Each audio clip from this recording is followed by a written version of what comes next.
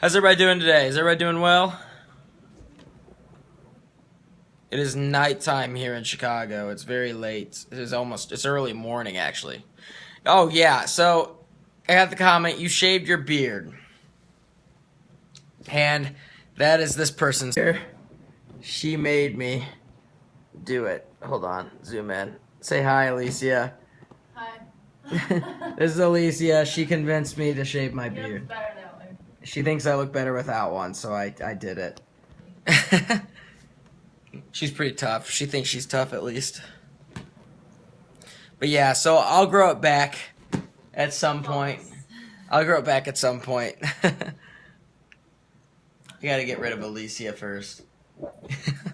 You're so lucky I'm not.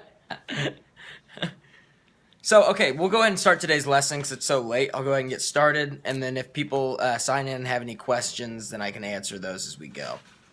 So, today's TOEFL word lesson is demonstrate. To demonstrate. Has anyone heard the word demonstrate? Demonstrate. To demonstrate. Does anyone know what the word demonstrate means? It's kind of a difficult word. Kind of a hard word.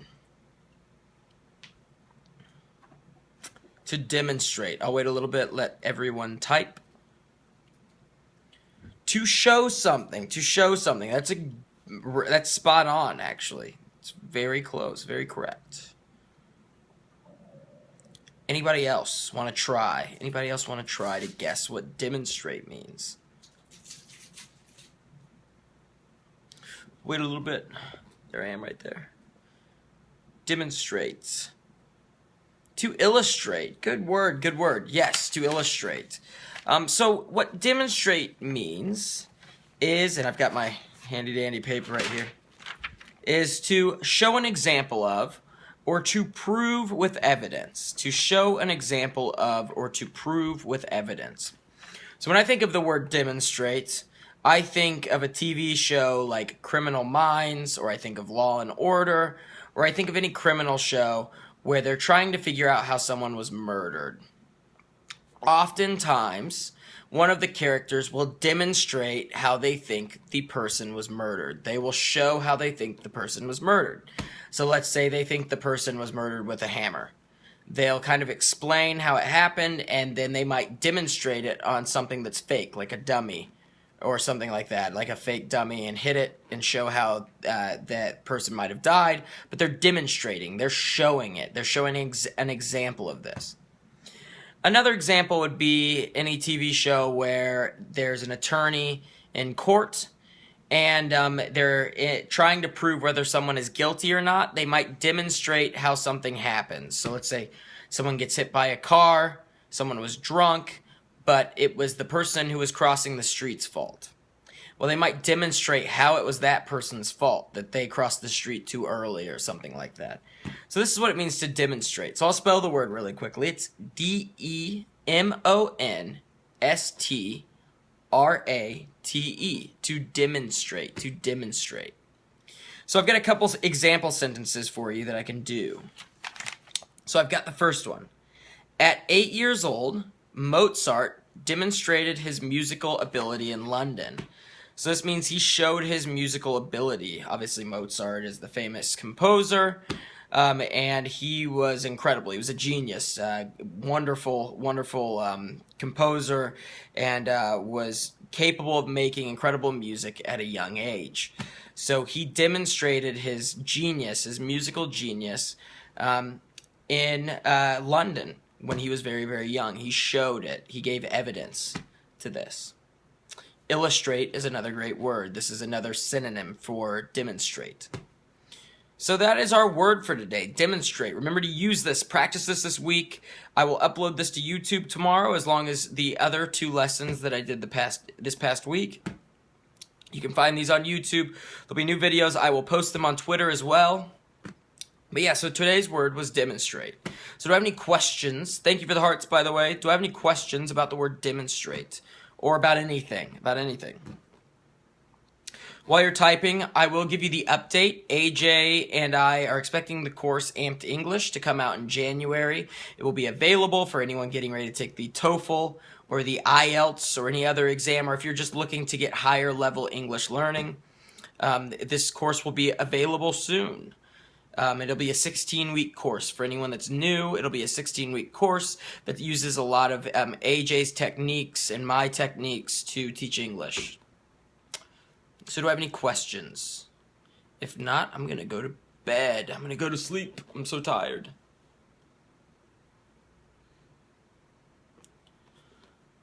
What are your methods for transition paragraphs? That's a good question. I'm trying to think of what I would advise for being the best thing. Actually, that's such a broad topic. What I might do is make that into a lesson. I may make that into a lesson tomorrow. So what I'll do is try to talk about that tomorrow evening, and I'll kind of come up with some notes that help with that. That's a really good question, though. So I'm going to grab a pen really quick and write that down, and I'll do that as a lesson. If I can grab a pen. Okay. Transitions for paragraphs. I'll write that down. So watch tomorrow, and I'll have a lesson on that.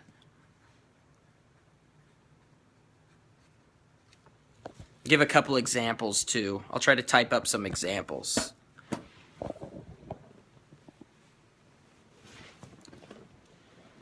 So if it were changing from a different character. What do you mean by that? Explain that a little bit. I'm a little confused by the question.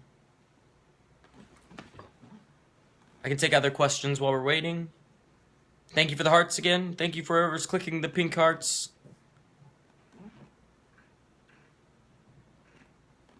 And I see some blue ones too, pink and blue. Thank God you're not colorblind. I know. I'd be done for. You can ask Alicia a question too. Alicia's here. She'll answer a question. She's hanging out. Lift or eat properly. I'm the fitness coach. So I'm going to take my IELTS test soon. How do I overcome my nervousness? So I could give you a couple of things to use for this. So one of the things that AJ and I use a lot is kind of like deep breathing techniques. If you're going into a test, obviously breathe in through your nose and out through your mouth, and relax, relax, relax, relax. Second, study ahead of time. You've got to study early. A lot of the time, students in college wait till the last minute to start preparing for an exam. And obviously with the IELTS, you're preparing a lot. I mean, you've been learning and learning and learning for a long time, but you want to make sure you're really, really ready. But usually if you start any studying you do an hour to an hour and 15 minutes before an exam isn't really going to help you. It's just going to make you more nervous. So do not cram. Cramming means just cramming, trying to shove information into your head. Then another thing we try to do is we try to do incantations. Incantations are really useful. So use a power move or a power phrase. So if you're taking your test, try to think to yourself and get yourself really practicing this regularly. I'm going to do great on my exam. This is a basic example. You can do anything. You can say, I am going to, it's anything from I'm going to have a great day to I'm going to do great on my exam, or I'm a powerful English speaker, or I am a great English speaker. You can say anything like this, but practice this every day. Say this a couple times to yourself every day when you're kind of feeling down. And connect this to a positive feeling. So every time you say this, it'll make you feel more positive, kind of make you feel more excited and more, or it can make you calm whenever you're taking your exam. So doing this, coming up with a phrase and a power move. Like I do, you'll see in my lessons, mine's kind of goofy actually. AJ does the fist. AJ goes, I am a great English teacher, and he does the fist.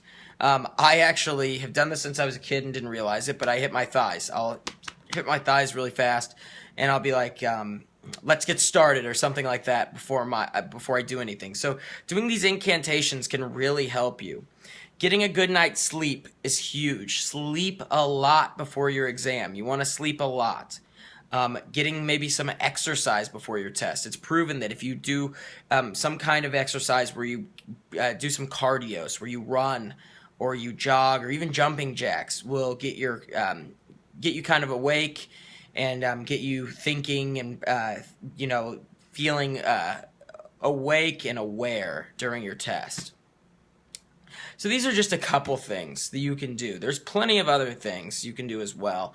I always drink coffee before a test. If you're a coffee drinker, drink coffee. It can make you agitated a little bit. So don't obviously drink too much, but if you need something to wake you up, that will be useful as well. And drink water. Drink water throughout your test too. If you have breaks, or if you get the opportunity to have a water bottle with you, drink water. So there's just a couple things. These are pretty common. You'll hear eat food before your test too. Just a lot of things you can do. Hope that helped. That's named a lot of things.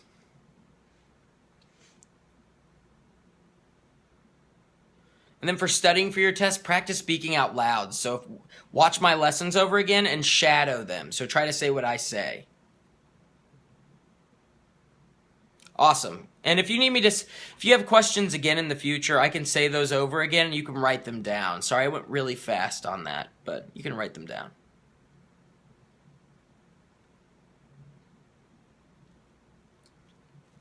Oh, so if I was describing two characters talking, but my next chapter was describing someone new, that's a good question. I'm trying to think of a good book example that happens in. Let me explain. Let me do that tomorrow because I want to come up with a new location. I'm trying to transition. Maybe you can title it if you're doing titles for your if you're writing a book. Or I don't know if you're writing a book, but a lot of the time writers will title, like, let's say something's happening in London. They'll put London, or they'll put a location in London, and then the next chapter they'll put the next location. So let's say it's happening in Thailand. They'll put Bangkok, Thailand is the next location. They'll make that the chapter head, and they'll bold it so that you can tell there's a difference between the two places. But if it's happening in the same chapter, then what I would do is kind of do like a meanwhile in Bangkok or meanwhile in this location. So happening at the same time is usually what meanwhile means. I'll try to think of some good examples, though. That's not a great example. That's kind of off the top of my head. So I can take one more question for today, and then I've got to go to bed. I am tired. Sorry about that little kid, too. That's not good. I forgot that post-truth thing.